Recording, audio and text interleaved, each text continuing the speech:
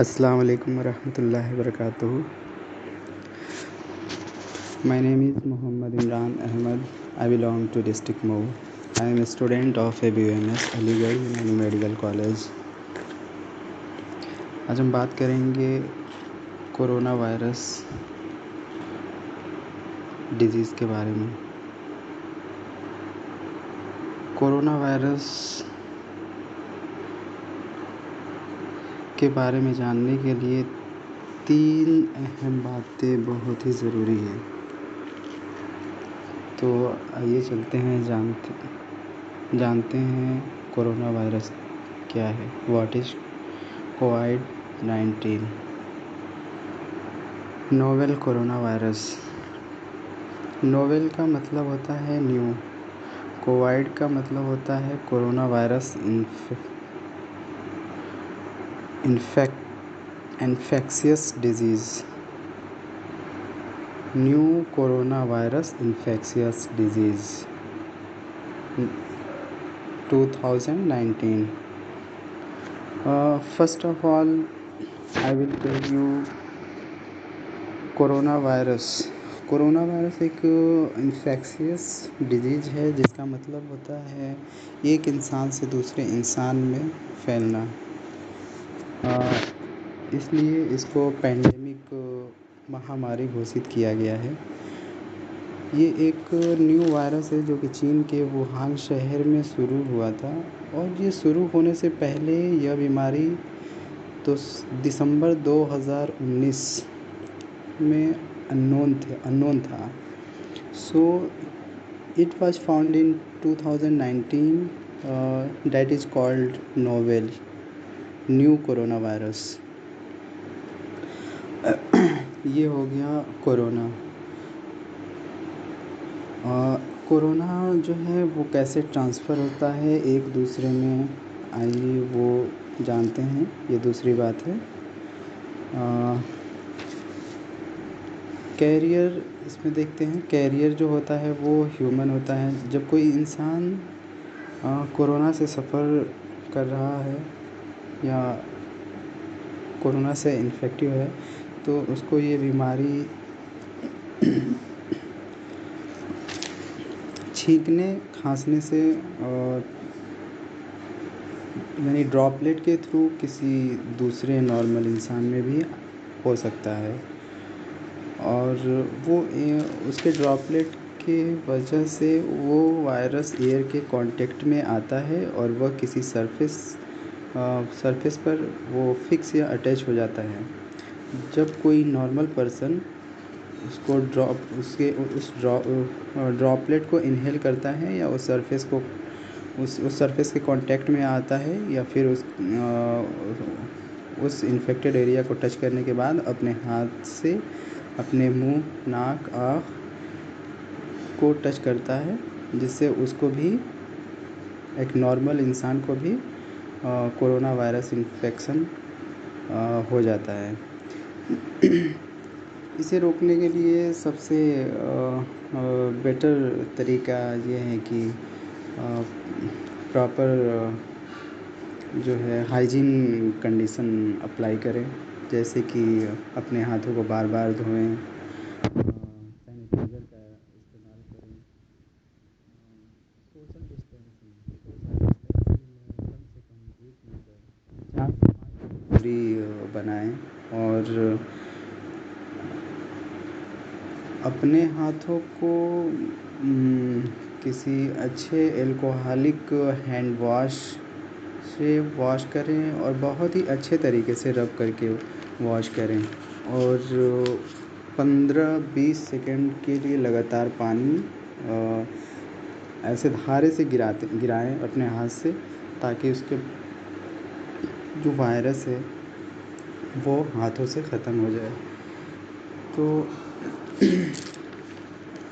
बात करेंगे अब दूसरी बात ये है कि इसमें जो है एज की बात करेंगे तो ये बीमारी, ये कोरोना वायरस जो है ऑल ग्रुप के एज में हो सकता है, बट जो होता है वो चिल्ड्रेन में जो होता है वो माइल्ड होता है, यानी कि बहुत ही कम चांसेस में होते हैं, बहुत ही कम चांस होता है कोरोना वायरस का, क्योंकि उसमें इम्यूनिटी जो होती है बच्चों में वो स्ट्रॉन्ग होती है। और जबकि ओल्डर पर्सन में जो होता है उनकी इम्यूनिटी थोड़ी कम हो जाती है, और वो किसी ऑलरेडी पहले से ही वो किसी बीमारी जैसे कि heart disease, lungs disease, kidney disease, high blood pressure, cancer, diabetes, इनमें जो होते हैं ये हाई रिस्क फैक्टर होते हैं। मतलब अगर कोई बीमारी अगर इन्हें होती है, जैसे कोरोना वायरस होता है, तो ये बहुत ही ज़्यादा एक सीवियर कंडीशन हो जाती है इनकी, ये हाई रिस्क फैक्टर होते हैं, और ये बीमारी को डेवलप करने में बहुत ही ज़्यादा मतलब एक्ट करते हैं। अब बात करेंगे क्या होगा अगर किसी पर्सन में डेवलप हो गया है कोरोना वायरस, तो हम क्या क्या करना चाहिए। तो 80% जो है वो ट्रीटमेंट अपने आप, मतलब कि इम्यूनिटी के थ्रू सेल्फ रिकवर हो सकता है। 20% जो होता है वो हॉस्पिटल ले जाने की ज़रूरत होती है। तो सबसे बड़ी बात ये है कि अगर आपको कोरोना वायरस होता है तो आप सबसे पहले डायग्नोस कराएं, यानी कि डायग्नोस कराएं। डायग्नोस होने के बाद अगर आप पॉजिटिव हैं तो सबसे पहले आप प्रिकॉशन लें। एक सावधानी ये लें कि अपने फैमिली फिजिशियन, अपने फैमिली डॉक्टर से कंसल्ट करें और अपने आप को आइसोलेट करें, और हेल्पलाइन कॉन्टैक्ट, जो हेल्थ डिपार्टमेंट के कॉन्टैक्ट होते हैं उस पर आप कॉन्टैक्ट करें, एक्ट रिस्पॉन्सिबल। और तीसरी बात ये है कि इसमें क्या क्या सिम्पटम्स नज़र आते हैं। अगर कोरोना वायरस से इन्फेक्टेड अगर कोई पर्सन है तो उसमें क्या क्या सिम्पटम्स नज़र आते हैं। रेस्पिरेटरी इन्फेक्शन में क्या होता है कि इसमें बहुत ही ज़्यादा सीवियर कंडीशन होती है, जिसे सारस के नाम से जानते हैं, सीवियर एक्यूट रेस्पिरेटरी डिजीज़, क्योंकि इसके नाम से ही पता चलता है कि ये रेस्पिरेटरी इन्फेक्शन है। और अगर फीवर रेस्पिरेटरी और फीवर होगा, आपको कफिंग होगी, होगा, तो आप दूसरी बात, अगर आपको फाइंडिंग हो जाती है, अगर आपका रिपोर्ट पॉजिटिव आता है, तो आप अपने आप को आइसोलेट करें, और ट्रैवल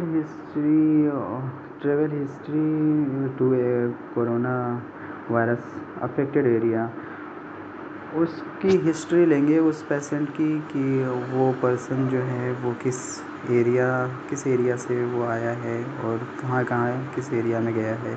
इनकेस अगर आपके सिम्टम्स ज़ाहिर ना हो रहे हो तो आप अपने टेस्ट कराएं, और जब सिम्टम्स मिलें तो अपने आप को आइसोलेट करें और दूसरे लोगों के कांटेक्ट से अवॉइड करें, हेल्पलाइन नंबर पे कॉल करें। और एक लास्ट बात, ये ट्रीटमेंट की बात करेंगे। तो अभी कोई स्पेसिफ़िक ट्रीटमेंट नहीं है और ना ही कोई वैक्सीन है, तो इसमें जो है वो सिम्प्टोमेटिक ट्रीटमेंट करते हैं। जैसे कि अगर फ़ीवर है तो उसके लिए एंटीपायरेटिक मेडिसिन देंगे, और पेन है तो उसके लिए एनाल्जेसिक, और इसमें कोई खाने पीने की चीज़ें रिकमेंड नहीं करते हैं फॉर ट्रीटमेंट के लिए। प्रॉपर डाइट जैसे कि फल, वेजिटेबल खाने की सलाह दी जाती है, जिससे हेल्दी रहें आप। लास्ट में जो है वो आप प्रिवेंटिव मेजर्स प्रिकॉशंस इससे कोरोना वायरस से कैसे प्रिकॉशन ले सकते हैं, आप अपने आप को कैसे बचा सकते हैं कोरोना वायरस से। कोरोना को दूर करने बचने का सबसे अच्छा तरीका हाइजीन है। प्रॉपर हाइजीनिक कंडीशन आप अप्लाई करें अपने ऊपर, और खांसते वक्त अपने ऊपर के शोल्डर, अपने हाथ के जो ऊपर शोल्डर की तरफ मुँह करके खांसें, क्योंकि ये सेफ़ जगह होती है, यहाँ पे कोई हाथ वगैरह टच नहीं होती है कपड़े की। और आप अपने कपड़े की सफाई करें और हैंड वाश मास्क लगाएं। भीड़ भाड़ वाली जगह ना जाएं, और भीड़ भाड़ वाली जगह जाने से बचें, परहेज़ करें, और 4 से 5 फीट की दूरी बनाएं। क्लीन हैंड वॉश में alcohol based hand wash use करें, और अपने हाथों को अच्छे से रगड़ करके किसी सॉप या और वाटर से अपने हाथ को धोएं, और आँख कान नाक मुँह को छूने से बचें। और follow good respiratory hygiene, cover mouth and nose. आप हाइजीनिक कंडीशन को फॉलो करें, जैसे कि माउथ को अपने कवर करके रखें, और छींकते वक्त अपने हाथों को लगाएं, और नोज़ अपने नाक को, आँख को, कान को टच ना करें, और अपने जो खांसते वक्त अपने एल्बो का इस्तेमाल करें।